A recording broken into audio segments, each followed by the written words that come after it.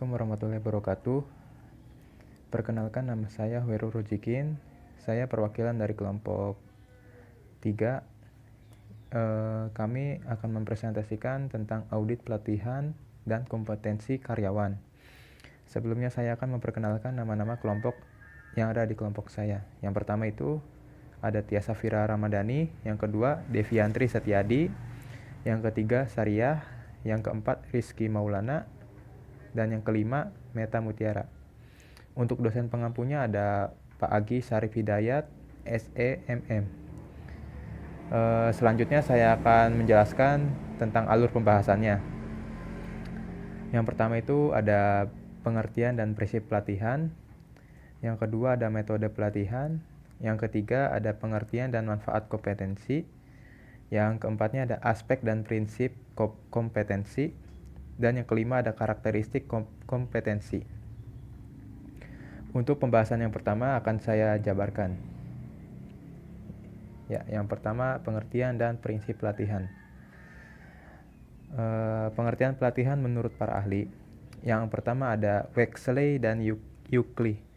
Berpendapat bahwa pelatihan dan pengembangan merupakan istilah-istilah yang berhubungan dengan usaha-usaha berencana yang diselenggarakan untuk mencapai penguasaan skill, pengetahuan dan sikap-sikap pegawai atau anggota organisasi. Lalu yang kedua ada Andrew E. Sikula. Berpendapat bahwa pelatihan atau training adalah suatu proses pendidikan jangka pendek yang mempergunakan prosedur sistematis dan terorganisir, di mana pegawai non-manajerial mempelajari pengetahuan dan keterampilan teknis dalam tujuan terbatas.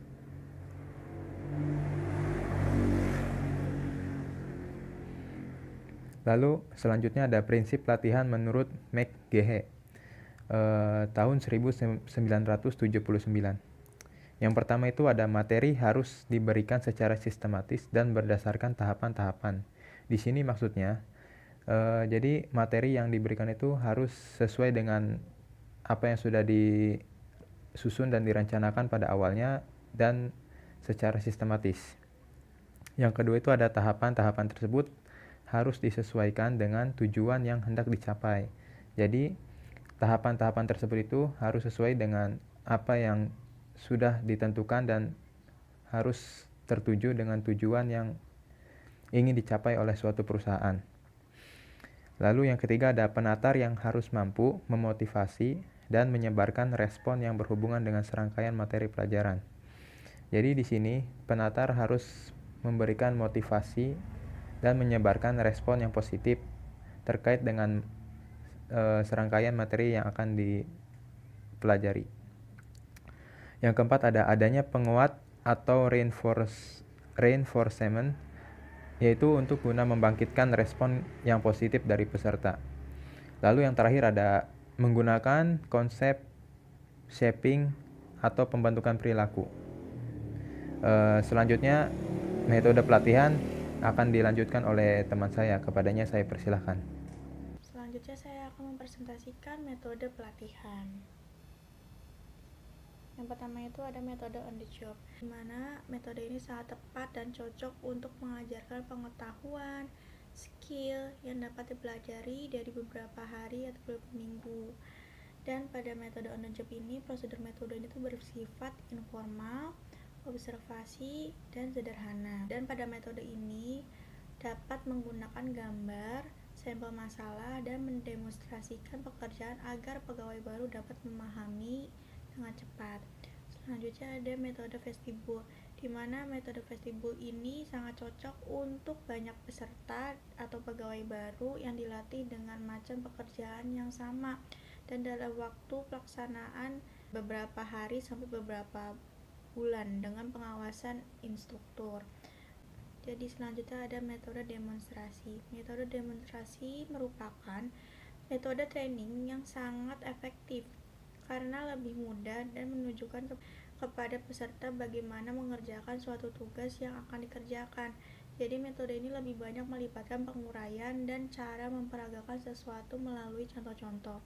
Terus selanjutnya ada metode simulasi, merupakan metode pelatihan yang sangat mahal tetapi sangat bermanfaat dan diperlukan dalam pelatihan.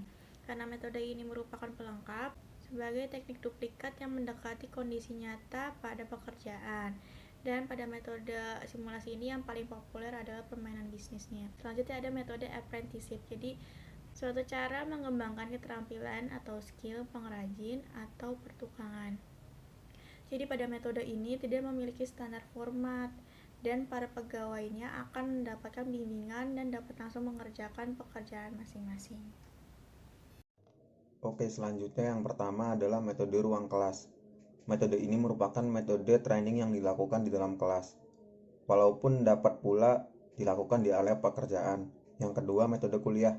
Keuntungan metode kuliah adalah dapat digunakan untuk kelompok besar sehingga biaya peserta menjadi rendah dan dapat menyajikan banyak bahan pengetahuan dalam waktu yang relatif singkat. Yang ketiga, metode konferensi.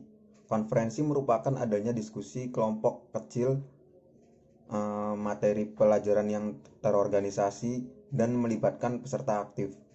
Pada metode konferensi, proses belajar berdasarkan partisipasi, lisan, dan interaksi antar peserta atau anggota peserta. Yang keempat, metode studi kasus. Metode ini menghendaki belajar melalui perbuatan dengan maksud meningkatkan pemikiran, analisis, dan kemampuan masalah. Yang kelima, metode bermain peran. Bermain peran digunakan untuk memberi kesempatan kepada peserta mempelajari keterampilan berhubungan antara manusia melalui praktik, mengembangkan pemahaman mengenai pengaruh perilaku mereka pada peserta lainnya. Lalu yang terakhir, bimbingan berencana. Bimbingan berencana meliputi langkah-langkah yang telah diatur terlebih dahulu mengenai prosedur yang berhubungan dengan penguasaan keterampilan khusus atau pengetahuan umum. Selanjutnya ada pengertian dan manfaat kompetensi. Yang pertama itu ada pengertian kompetensi.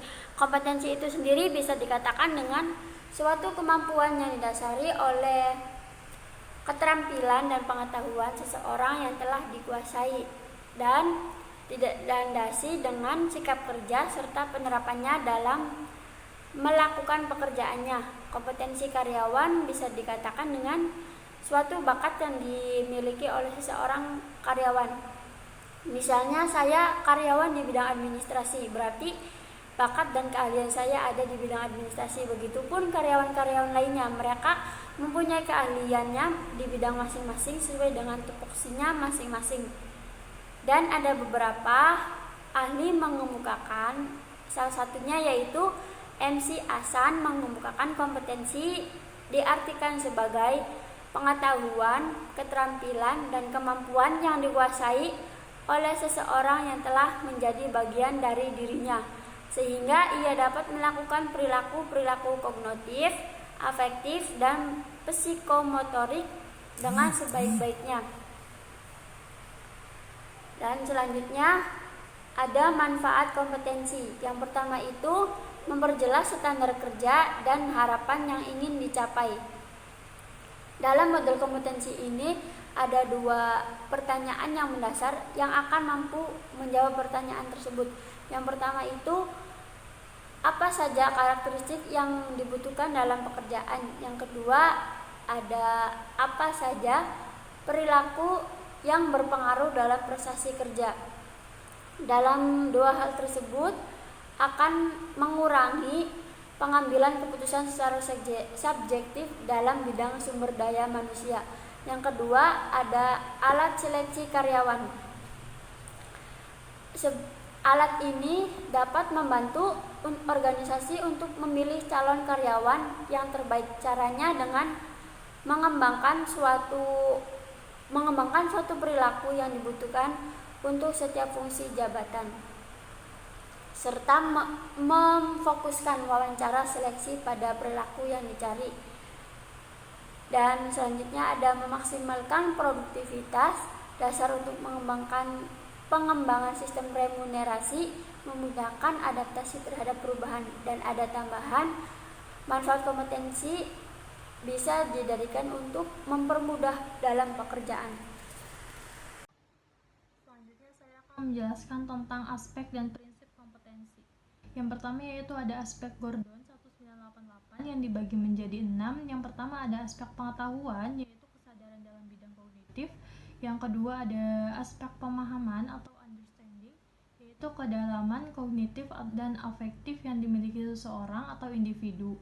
Yang ketiga ada aspek kemampuan atau skill, yaitu sesuatu yang dimiliki seseorang atau individu dalam melaksanakan tugas atau pekerjaannya yang dibebankan untuk dirinya. Yang keempat yaitu ada nilai atau value, adalah sesuatu standar perilaku yang telah diyakini seseorang secara psikologis dan telah menyatu dalam diri seseorang tersebut. Yang kelima ada sikap atau attitude, yaitu perasaan senang atau tidak senang, suka atau tidak suka, atau reaksi terhadap rangsangan yang dari luar. Yang keenam atau terakhir yaitu ada minat atau interest, adalah kecenderungan seseorang untuk melakukan suatu pekerjaan yang dilakukan oleh dirinya. Selanjutnya saya akan menjelaskan tentang prinsip kompetensi. Ya, prinsip kompetensi itu sendiri dibagi menjadi dua, yaitu ada pengelolaan dan orientasi pada layanan. Yang kedua ada pengelolaan yang memberikan kesempatan seluas-luasnya bagi sumber daya manusia untuk memberikan serta aktif dalam perusahaan. Selanjutnya di sini saya akan menjelaskan mengenai karakteristik kompetensi. Ada 5 karakteristik dalam kompetensi. Yang pertama yaitu motif. Motif adalah sesuatu di mana seseorang secara konsisten berpikir sehingga ia melakukan sebuah tindakan. Misalnya, orang yang memiliki motivasi berprestasi secara konsisten akan mengembangkan tujuan-tujuan yang memberi tantangan kepada dirinya dan bertanggung jawab penuh untuk mencapai tujuan tersebut serta mengharapkan feedback untuk memperbaiki dirinya. Kemudian yang kedua ada traits. Traits adalah watak yang membuat orang untuk berperilaku atau bagaimana caranya seseorang untuk merespon sesuatu dengan cara tertentu. Contohnya seperti percaya diri dan kontrol diri. Yang ketiga ada self-concept. Self-concept adalah sikap dan nilai-nilai yang dimiliki oleh seseorang. Kemudian sikap dan nilai tersebut diukur melalui tes kepada responden untuk mengetahui bagaimana nilai yang dimiliki oleh seseorang, apa yang menarik bagi seseorang untuk melakukan sesuatu. Contohnya, seseorang yang dinilai menjadi pimpinan seharusnya memiliki perilaku kepemimpinan, sehingga perlu diadakannya tes tentang leadership ability. Kemudian yang keempat ada knowledge. Knowledge adalah informasi yang dimiliki oleh seseorang untuk bidang tertentu atau pengetahuan yang dimiliki oleh seseorang dalam bidang tertentu. Kemudian terakhir yang kelima ada skill. Skill adalah kemampuan untuk melaksanakan suatu tugas tertentu baik secara fisik maupun mental. Contohnya, seorang programmer komputer memiliki kemampuan untuk membuat suatu program yang berkaitan dengan sistem informasi manajemen sumber daya manusia. Sekian presentasi dari saya. Wassalamualaikum warahmatullahi wabarakatuh.